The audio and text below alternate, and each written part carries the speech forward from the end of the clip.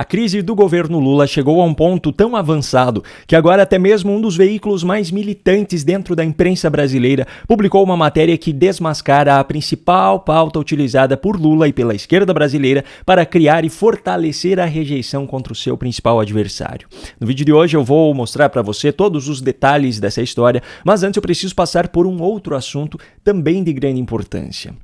Donald Trump, recém-eleito presidente dos Estados Unidos, anunciou na noite dessa terça-feira que Elon Musk e o empresário Vivek Ramaswamy serão os líderes do Departamento de Eficiência Governamental no seu próximo governo, que começa em janeiro de 2025. Com isso, o bilionário dono da rede social X, da Tesla e da SpaceX, alvo de constantes ataques por parte da esquerda brasileira e principalmente do ministro Alexandre de Moraes, agora integrará oficialmente o governo mais poderoso do planeta.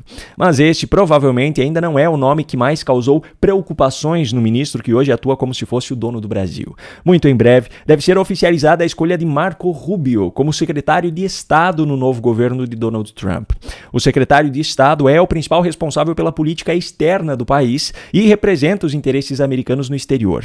É o cargo que fica à frente da diplomacia dos Estados Unidos, que negocia tratados e acordos internacionais e que representa o país em organizações internacionais. É também o responsável por lidar com crises internacionais e por buscar soluções diplomáticas para conflitos. Veja aqui um exemplo da sensatez de Marco Rubio ao falar sobre a atual situação no Oriente Médio. Senator Rubio, will you call for No, I ceasefire will in not. Gaza? On the Senator contrary, Rubio, are you filming it? wait I a- want you guys to get this. I want them to destroy every element of Hamas they can get their hands on. These people are vicious animals who did horrifying crimes, and I hope you guys post that. And what about the civilians I that are blame being Hamas. killed every day? Hamas should stop hiding behind civilians, putting civilians in the way. Hamas knew that this was going to lead to this.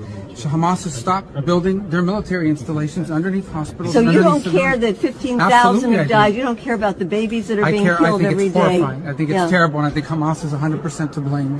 That's what I think. Make sure you post that, please. O senador Marco Rubio já se posicionou publicamente também, em diferentes momentos, contra o autoritarismo de Alexandre de Moraes, assim como a conduta de Lula, principalmente em relação à sua postura omissa diante dos crimes cometidos por Nicolás Maduro na Venezuela. A deputada republicana reeleita Maria Elvira Salazar, autora do projeto de lei que visa impedir a entrada de promotores da censura, como Alexandre de Moraes, nos Estados Unidos, publicou uma foto ao lado de Marco Rubio em sua rede social com a seguinte legenda: péssimo dia para ser um ditador na América Latina. Bom, é pouco provável que isso mude a situação atual no Brasil, mas já é um forte sinal de que, muito em breve, os ministros do Supremo Tribunal Federal serão oficialmente impedidos de entrar nos Estados Unidos. Alexandre de Moraes não poderá mais participar daqueles eventos realizados em solo norte-americano, mas patrocinados por empresários brasileiros, muitos deles alvos de julgamentos na corte, e cujos palestrantes são ministros brasileiros, que desfrutam de viagens internacionais luxuosas, sem ter que tirar R$1 do bolso para poderem se reunir com maior privacidade com esses empresários nos bastidores desses eventos. Isso certamente será um dedo na ferida de Alexandre de Moraes. E por falar em dedo na ferida, o próximo assunto tem tudo a ver com isso. A crise do governo Lula já é tão grave que agora até mesmo um dos veículos mais militantes dentro da imprensa brasileira já está expondo a farsa da principal narrativa que Lula e a esquerda brasileira construíram contra o seu principal adversário. Veja essa matéria publicada pelo jornal O Globo nessa quarta-feira. Número de imunizantes vencidos aumenta 22% no governo Lula e gera prejuízo de R$1,7 bilhão, o maior desde 2008.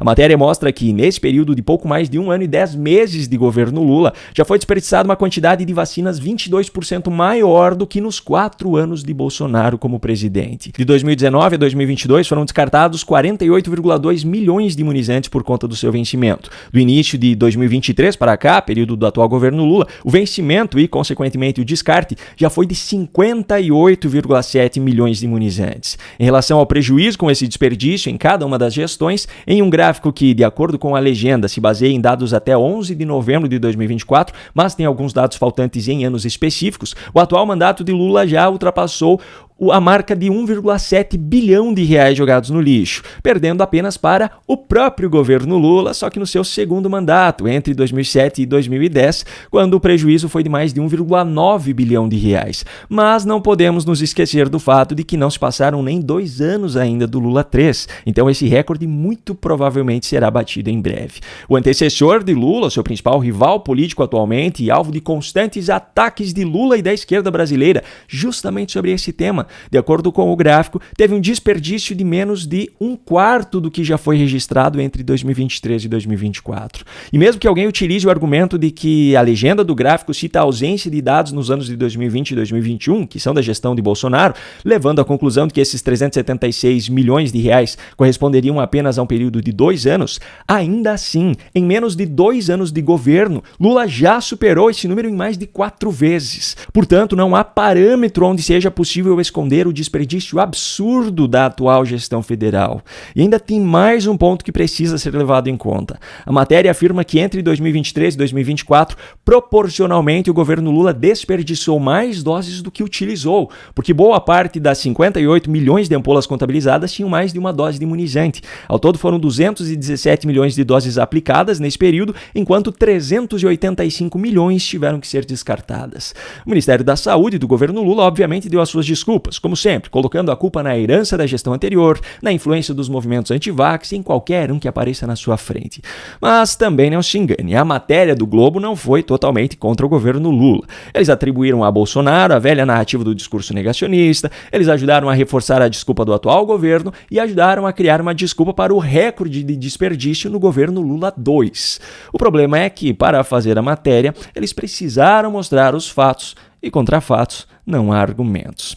Lula, por sua vez, deve estar agora sofrendo novamente em silêncio, afinal ele já demonstrou que sabe muito bem qual é o problema de ter criado uma mentira. Tenho que mentir, é preciso mentir, o político tem que mentir, porque sempre é mais fácil acreditar numa mentira. Uma mentira, minha mãe dizia, uma mentira ela voa, a verdade engatinha. É sempre assim. Era tudo clandestino, mas a gente ia citando números, sabe? Se o cara perguntasse a fonte, a gente não tinha, mas a gente ia citando números. São pessoas que vivem na base da construção de mentiras. E você sabe qual é a desgraça da primeira mentira? É que você passa o resto da vida mentindo para justificar ela. Então as pessoas que aprendem a fazer política mentindo, passam o resto da vida mentindo, porque ele não pode desmentir o que ele falou. Então eu acho que é um perigo, mas eu acho que é um alerta também. Agora não se esqueça de fazer a sua parte para que essas informações cheguem para mais pessoas. Você pode fazer isso compartilhando esse vídeo ou simplesmente clicando em gostei aqui embaixo, para assim ajudar o algoritmo do YouTube a entender que ele é relevante e assim recomendá-lo para mais pessoas. E se você já está cansado de ter que ouvir as narrativas da militância de esquerda e quer estar 100% preparado para debater contra esses militantes, aponte a câmera do seu celular para o QR Code que aparece no canto da sua tela nesse momento ou clique no link que eu deixei aqui na descrição do vídeo. Um grande abraço e até a próxima.